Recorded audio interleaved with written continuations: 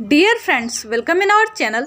इस वीडियो में आप सीखने वाले हैं साइंस से रिलेटेड 40+ क्वेश्चन आंसर्स, जो कि आपके आने वाले एग्जाम्स के लिए इम्पोर्टेंट है। जिस भी एग्ज़ाम में साइंस से रिलेटेड क्वेश्चन आंसर पूछे जाते हैं उन सभी एग्ज़ाम्स के लिए ये वीडियो इम्पोर्टेंट है। आप घर में कुछ काम करते वक्त या फिर कहीं ट्रैवलिंग करते वक्त भी ये क्वेश्चन आंसर सुन सकते हैं, जिससे कि आपको ये ईजिली लर्न हो जाए। तो आइए यहाँ पर सीखते हैं। फर्स्ट क्वेश्चन है, दूरी मापने की जो सबसे बड़ी इकाई है वो क्या है? तो पारसेक है दूरी मापने की सबसे बड़ी इकाई।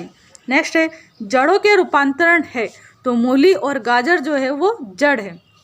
ऐसे ही अगर आपसे तने के रूपांतरण पूछे तो आलू और प्याज जो है ये दोनों ही तने हैं, यानी कि तने के रूपांतरण है ये। नेक्स्ट है, पिट्यूटरी ग्रंथि पाई जाती है, तो ये हमारे मस्तिष्क में पाई जाती है। कहाँ पर पाई जाती है? मस्तिष्क में।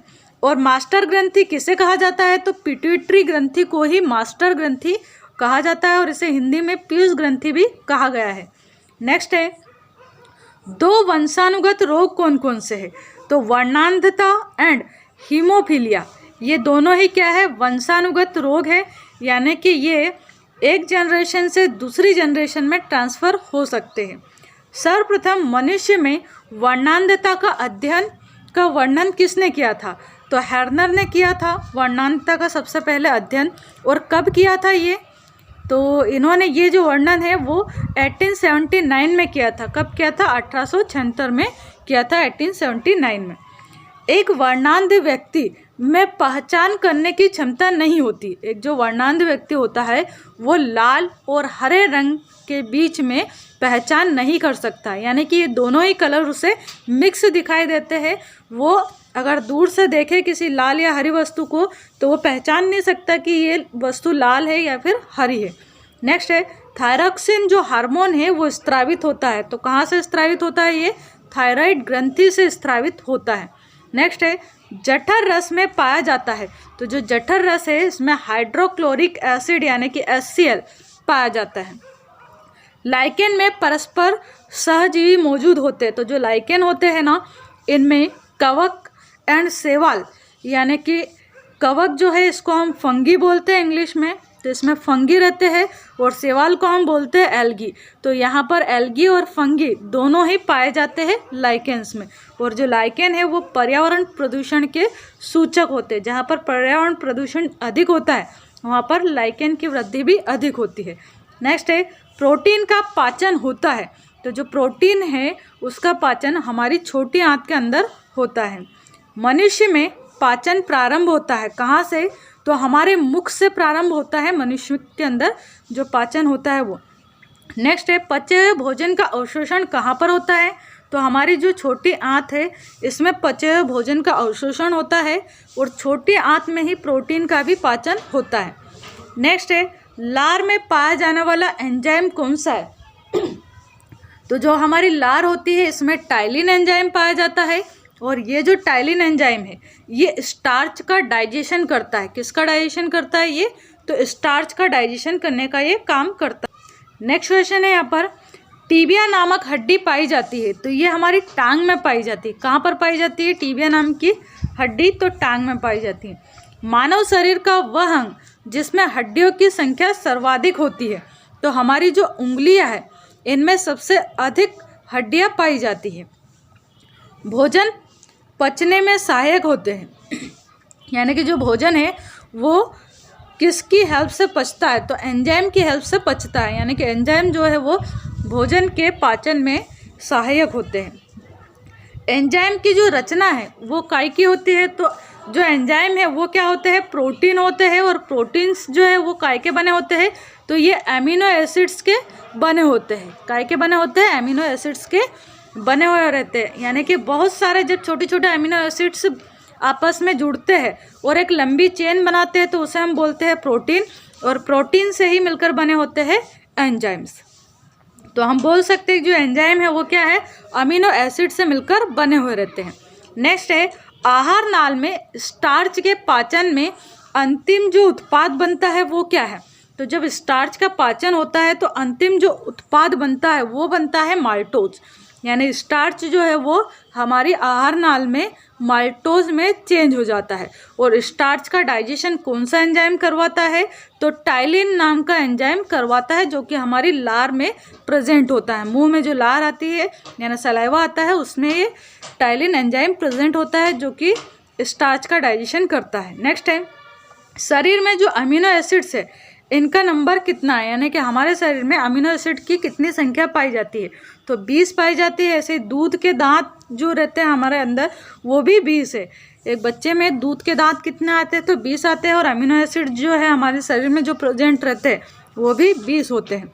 और ये 20 अमीनो एसिड्स डिफरेंट सीक्वेंस में जुड़कर प्रोटीन का फॉर्मेशन करते हैं।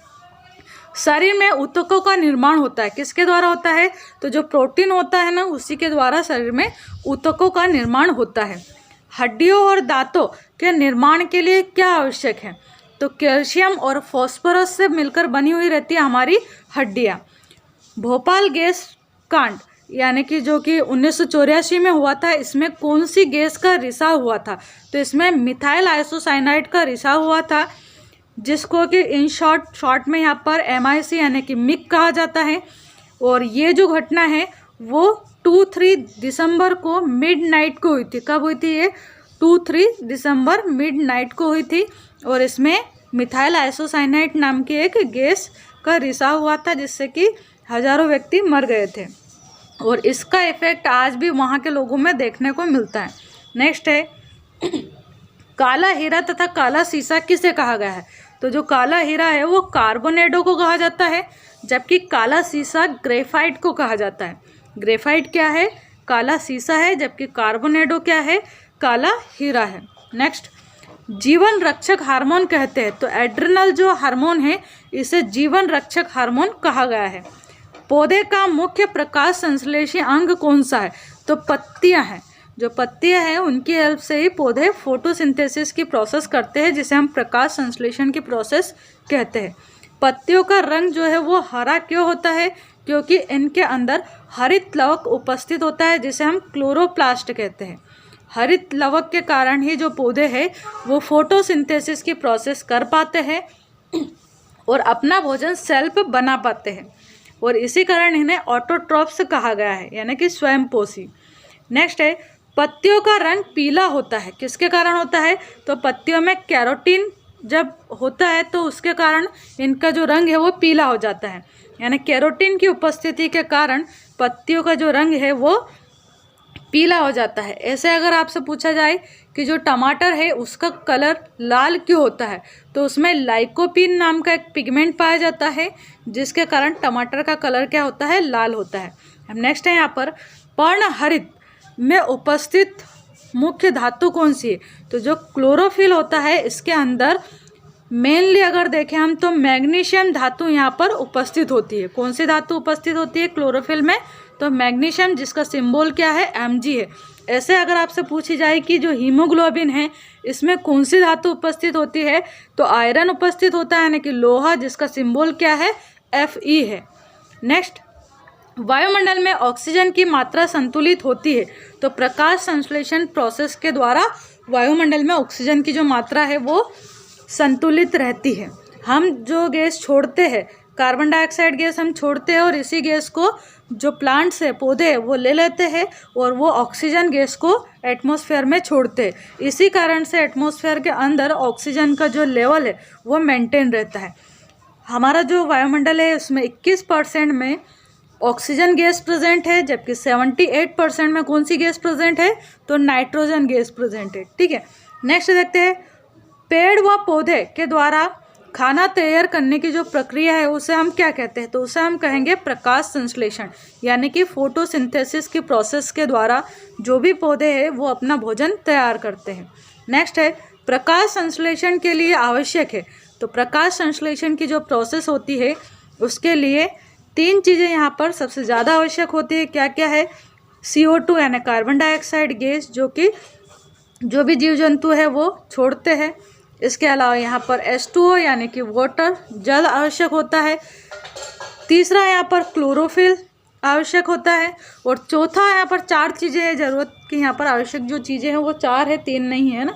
एक है इसमें सूर्य का प्रकाश, अगर सूर्य का प्रकाश नहीं हो और ये 3 चीज़ें हो तो प्रकाश संश्लेषण की जो प्रोसेस है वो नहीं हो पाती है। तो ये चारों चीज़ों की आवश्यकता होती है प्रकाश संश्लेषण की प्रोसेस के लिए।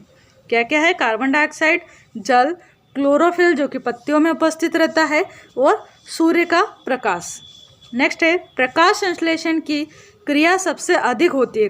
तो लाल रंग का जो प्रकाश होता है, इसमें प्रकाश संश्लेषण की जो क्रिया है वो सबसे अधिक होती है, जबकि जो नीले रंग का प्रकाश है इसमें प्रकाश संश्लेषण की क्रिया सबसे कम होती है। लास्ट क्वेश्चन है यहाँ पर, प्रकाश संश्लेषण में ऑक्सीजन निकलती है, तो जो ऑक्सीजन निकलती है वो कहाँ से आती है? तो जो H2O एब्जॉर्ब करते हैं प्लांट, यानी कि जड़ के थ्रू जो वाटर यहाँ से नीचे से ऊपर चढ़ता है, उसमें जो H2O में जो ऑक्सीजन ये रहती है यहाँ पर ऑक्सीजन, वो ऑक्सीजन ही O2 के फॉर्म में प्लांट्स जो है वो निकालते हैं, और उस ऑक्सीजन को फिर जो भी एनिमल्स है वो इसे एब्जॉर्ब करते हैं। तो ये थे हमारे आज के important question answers. I hope आपको वीडियो अच्छा लगा होगा, and thank you so much for watching this video. Thank you.